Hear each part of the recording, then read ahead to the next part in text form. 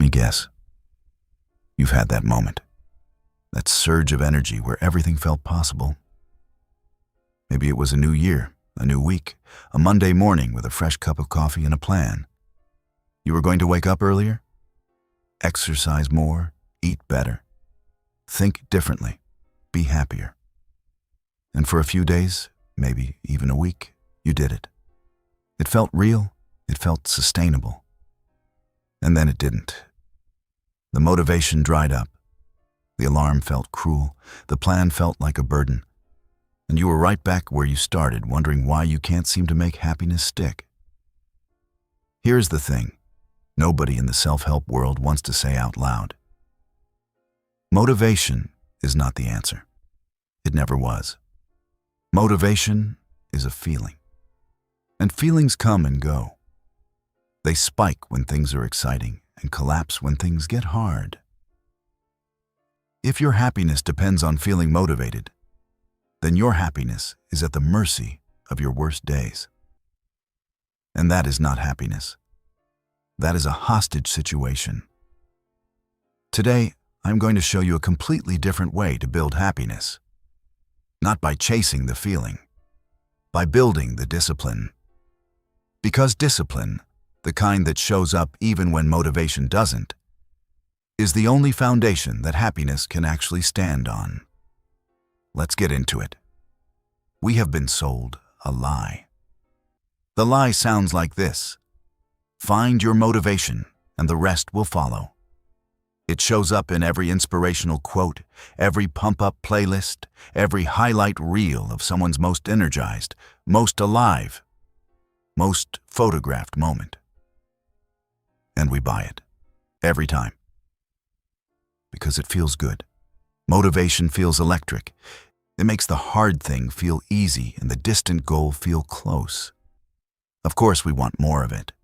But here is the brutal truth. Motivation is a visitor. It shows up unannounced, stays as long as it wants, and leaves without asking permission. You cannot schedule it. You cannot manufacture it on demand. And you absolutely cannot build a life on something that's unreliable. Discipline is different. Discipline is the landlord. Present whether it feels good or not. Maintaining the structure even when motivation has packed its bags and left. The premise of this entire video is simple, and it is supported by psychology, neuroscience, and 2,000 years of philosophical wisdom. Lasting happiness is not found. It is built. And it is built with discipline. One deliberate daily choice at a time. This is not about restriction. This is not about grinding yourself into misery in the name of some distant reward. This is about understanding that the actions which produce real happiness are often not the ones that feel good right now, and that pushing yourself to take them anyway is the most loving, most powerful thing you can do for yourself. Here is what the motivation trap actually looks like in real life. You feel inspired, you start. You feel good about starting. And that feeling of goodness is its own kind of reward that temporarily replaces the actual goal. But when the initial excitement fades, and it always fades, there is nothing left to carry you forward. No structure, no habit, no practice discipline, just the memory of how good it felt at the beginning and the frustration of how quickly it ended. And then the cycle begins again. Another surge of motivation, another start, another fade, another frustration. Repeat indefinitely. Psychologists call this the intention-behavior gap, the well-documented space between what people intend to do and what they actually do consistently. Studies show that most people make the same resolutions year after year, not because they lack desire, but because desire without structure is just wishful thinking in a good mood. The real damage of the motivation cycle is not just the lack of progress. It is what it does to your self-concept over time. Every failed start, whispers the same story. You don't have what it takes. You can't follow through. You're not the kind of person who sticks with things. And eventually, if left unchallenged, that story becomes the lens through which you see every new attempt before it has even had a chance to begin. Relying on motivation for happiness is not just ineffective. It is actively self-undermining. Because every time you wait to feel ready before you take action, you are training yourself to be a person who needs permission from their own feelings before they can move. And your feelings will not always give that permission. In fact, on the days it matters most, the hard days, the low days, the days when happiness feels the furthest away, they will withhold it entirely. This is the problem. And discipline is the solution. So what does discipline actually look like when we apply it to happiness? Because this is where most people get it wrong. They hear the word discipline and picture restriction, rules, joyless routine, the opposite of everything they associate with being happy. But that is a complete misunderstanding of what discipline is and what it does.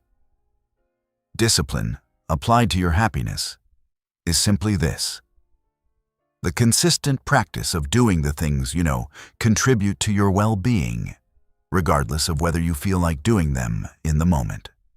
Let me make this concrete with 3 specific areas where discipline builds happiness from the ground up. The first area is daily habits. Your daily habits are not just things you do. They are the architecture of your emotional life.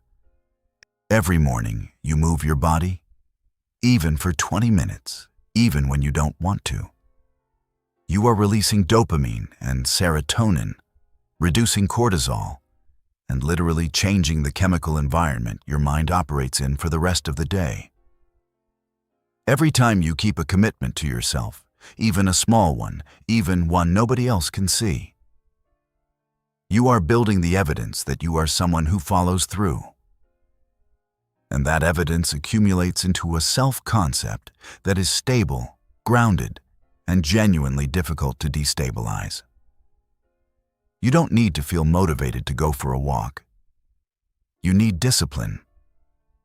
And after enough walks that were taken without motivation, your brain begins to associate the action with the reward.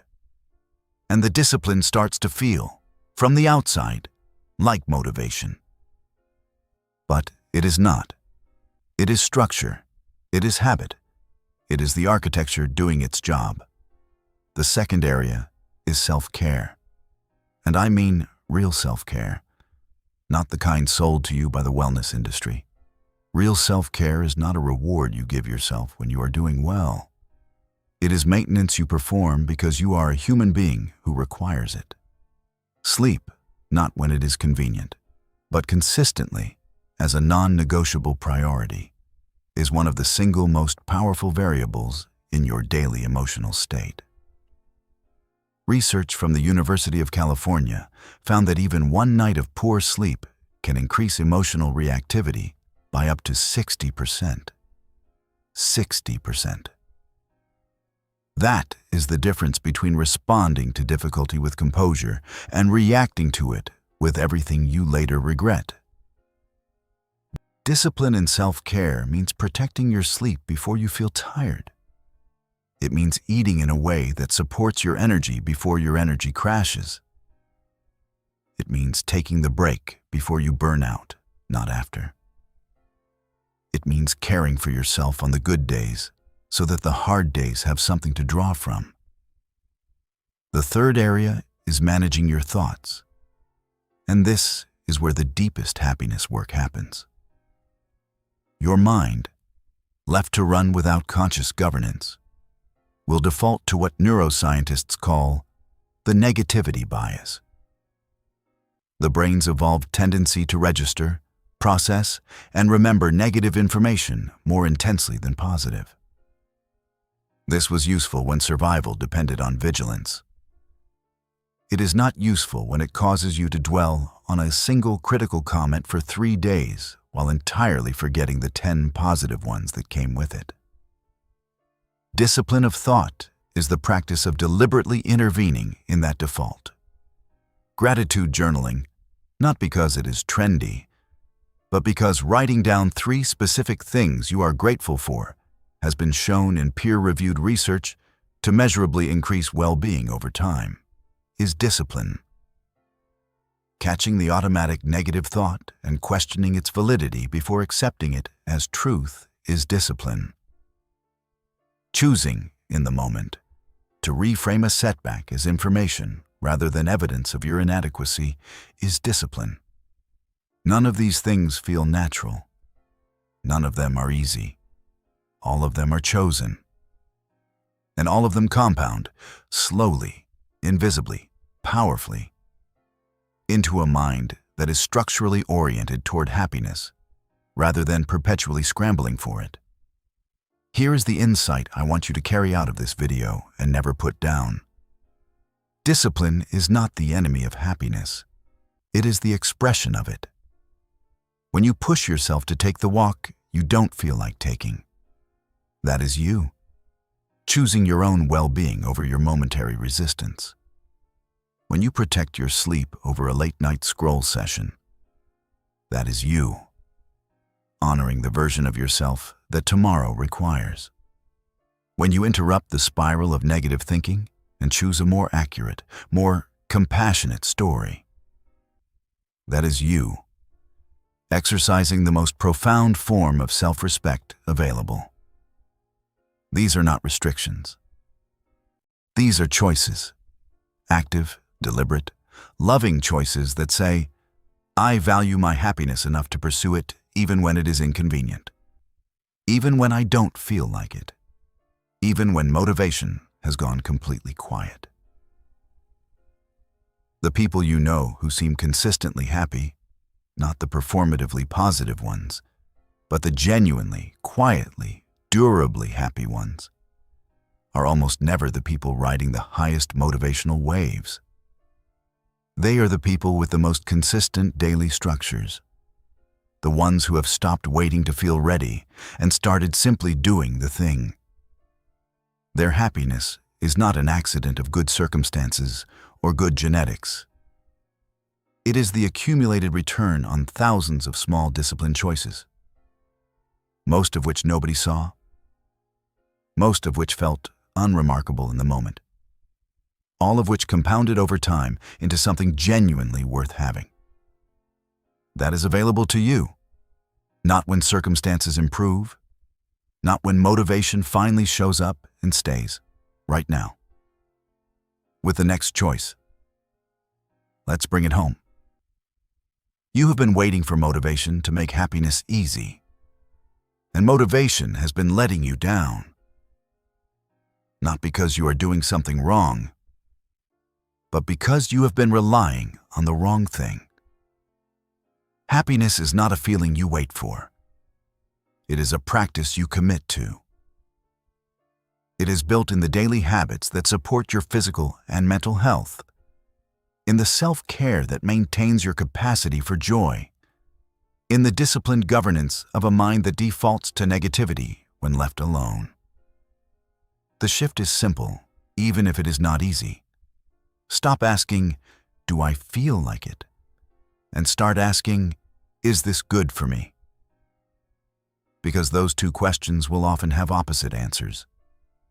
And the person who consistently chooses the second one over the first is the person who builds a life that doesn't require happiness to arrive from the outside. They have built it from the inside, one disciplined choice at a time. Here is your challenge for today. Not next Monday, not after the weekend, today. Pick one disciplined habit, just one, that you know contributes to your happiness, but that you have been waiting to feel motivated enough to start. Write it in the comments below. Make it public. Make it real. Maybe it is a 10-minute morning walk. Maybe it is a 5-minute gratitude journal. Maybe it is protecting 1 extra hour of sleep. Whatever it is, commit to it in the comments right now, and let this community hold you to it. And if this video shifted something for you, if it gave you a new way of thinking about happiness and what it actually takes to build it, subscribe, because we go deep here. Every single video. On the ideas, the practices, and the disciplines that actually move the needle on the life you want to live. Happiness is not coming to find you.